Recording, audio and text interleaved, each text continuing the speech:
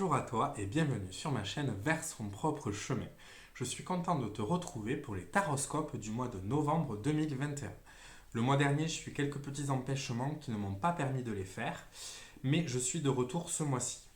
Donc ce mois-ci, c'est le même principe, toujours une carte pour l'énergie générale, 4 cartes pour les énergies du mois et enfin une carte conseil. Ce mois-ci, pour l'énergie générale, j'ai utilisé le Shimmering Veil Tarot. C'est un nouveau tarot que j'ai reçu et il est vraiment incroyable. Ensuite, pour les 4 énergies qui vont se succéder, j'ai utilisé le Lumina Tarot que j'ai déjà utilisé et dont j'adore et que j'adore, pardon. Et enfin, pour le conseil pour ce mois de novembre, j'ai utilisé l'Oracle des Reflets de Célia Ménesville qu'on m'a offert à mon anniversaire et qui est aussi incroyable. Donc, pour rappel, le taroscope, c'est les énergies de votre mois par signe astrologique. Ce sont des énergies générales, donc ne prenez que ce qui résonne avec vous. Si vous voyez des choses supplémentaires, allez-y, faites-vous confiance. Je vous invite à regarder votre signe, votre ascendant et votre signe lunaire pour voir ce qui se ressemble et ce qui diffère pour avoir peut-être un message beaucoup plus personnalisé.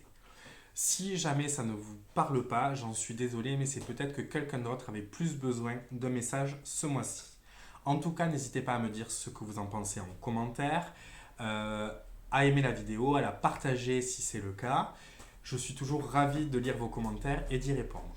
Je vous remercie de regarder cette vidéo et on va découvrir de suite les taroscopes. Et à très vite pour avancer ensemble vers son propre chemin. Regardons de suite le taroscope pour ce mois de novembre 2021 pour les Gémeaux. En énergie principale, avec le Shimmering Veil Tarot, nous avons le 9 de bâton. Alors, sur cette image, donc déjà dans les bâtons, on est dans une énergie de feu, de passion, de l'énergie elle-même.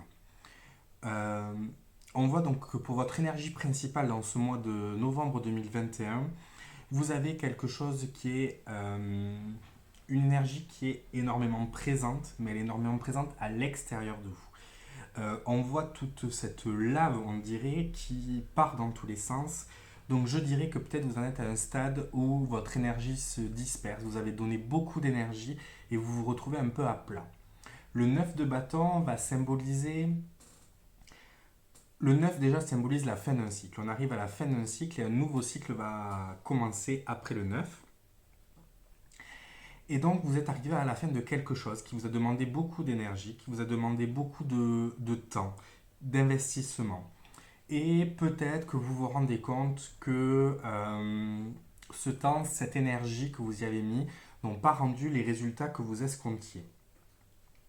C'est peut-être aussi un investissement qui vous a fait un peu vous isoler. On voit cette personne au milieu de tout ça qui est complètement submergée par tout ce qui l'entoure, peut-être un peu perdue, peut-être une personne qui ne sait plus où donner de la tête. En tout cas, il y a une énergie qui s'est dispersée, une fatigue qui est présente.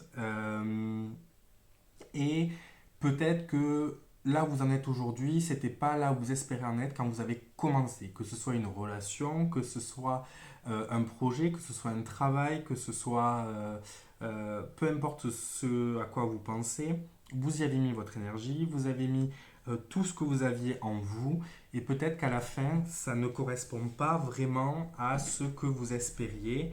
Ça ne donne, ça ne vous rend pas la joie et l'énergie que vous espériez trouver à la fin de ce projet.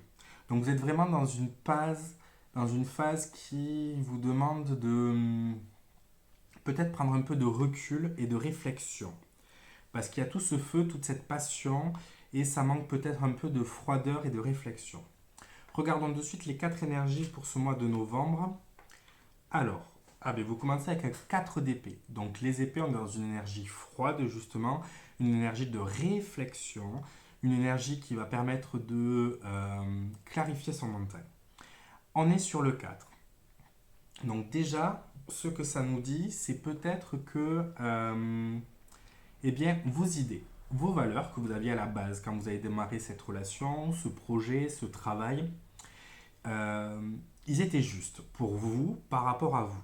Mais il se trouve que la vie a avancé, la société a avancé, vous avez avancé, les gens autour de vous ont avancé, et peut-être que vous êtes resté fixé sur ces idées de départ, sur ces valeurs, sur ces principes de départ, et qui n'ont pas évolué, et donc vous vous rendez compte aujourd'hui eh bien, que ce que vous avez aujourd'hui ne correspond plus à la personne que vous êtes aujourd'hui. Il y a quelque chose à clarifier, il y a quelque chose à réfléchir avec ce cas de 4 d'épée.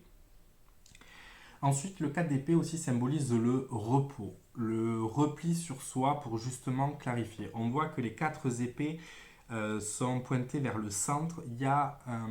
Il faut que vous vous recentriez sur vous-même.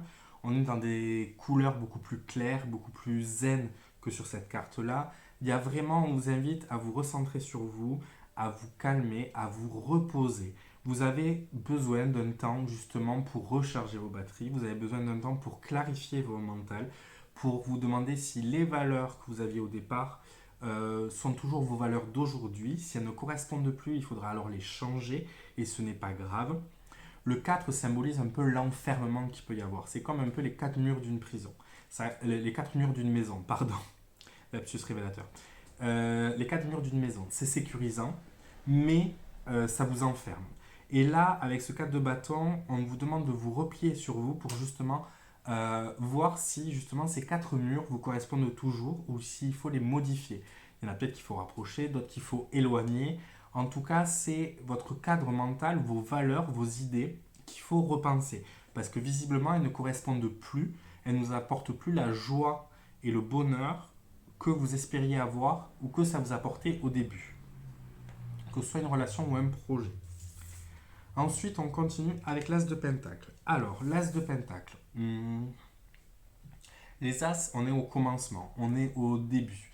On est ce qui initie. Le Pentacle, on va dans le matériel. Donc, c'est-à-dire qu'on vous invite à poser des actions. Ça peut être vous octroyer justement un temps de pause par semaine. Vous libérez une après-midi pour vous, rien que pour vous.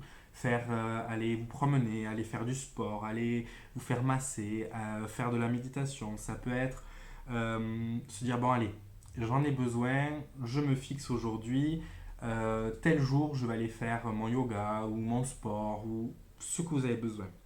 On vous invite vraiment à poser une action, à faire un pas pour aller sur ce pas du repos et pour sortir un peu de toute cette tornade d'énergie qui tourne autour de vous pour vous poser. C'est aussi la possibilité de commencer quelque chose de différent. On disait que le 9 c'était la fin de quelque chose. Vous êtes arrivé au bout. Ça n'est peut-être pas à l'image de ce que vous espériez, mais vous êtes arrivé au bout. Et avec l'As de Pentacle, on rentre dans quelque chose de nouveau. Donc peut-être, si c'est un projet professionnel ou un projet personnel que vous allez mener à bien, il est peut-être temps de vous orienter vers un autre projet, une autre profession, quelque chose qui soit beaucoup plus en rapport avec vos valeurs aujourd'hui, avec vos envies. Une fois que vous aurez clarifié ce mental, poser ces actions, ça sera beaucoup plus simple. Et cet as de pentacle vous invite à poser des actions concrètes, à rentrer dans la matière. Il ne s'agit plus de vous reposer, de réfléchir, il s'agit de poser des actions. C'est-à-dire que vous prenez votre agenda, vous prenez votre planning, peu importe ce que vous utilisez, ou une feuille, et vous dites voilà, maintenant j'ai besoin de m'occuper de moi, j'ai besoin de me recentrer sur moi, j'ai besoin de savoir où c'est que je veux aller, qu'est-ce que je peux faire. Ça peut être aller se renseigner dans un centre pour une réorientation, ça peut être se renseigner pour une formation, ça peut être se dire bon ben allez, dans mon couple aujourd'hui il y a des choses qui ne me vont plus, parler avec la personne, c'est poser un acte, ça peut être aller voir un thérapeute. En tout cas, on vous invite vraiment à poser quelque chose de concret. Ensuite, vous avez une lame majeure, le hiérophante, qui correspond au pape dans le tarot de Marseille. Donc, une lame majeure, c'est un message qui est quand même fort. Ici, le hiérophante. Alors, deux choses. La première dans le hiérophante, et le pape, c'est qu'il y a une hiérarchie, mais une hiérarchie spirituelle. C'est-à-dire qu'on se sort de la hiérarchie sociétale, qui va être beaucoup plus représentée par exemple par l'empereur, qui va représenter un chef d'État, qui va représenter une structure, une hiérarchie. Ici, on est dans une autre voie. Donc, c'est peut-être aussi l'invitation à suivre une autre voie. Surtout que cette voie, visiblement, ne vous convient pas. Il s'agit peut-être de trouver une voie alternative. Peut-être de sortir des schémas classiques que vous pouvez avoir dans la société. C'est-à-dire que dans la société, un travail, c'est un contrat de travail, un CDI, c'est des horaires classiques. Une relation, c'est un couple à deux qui habitent ensemble, qui ont des enfants.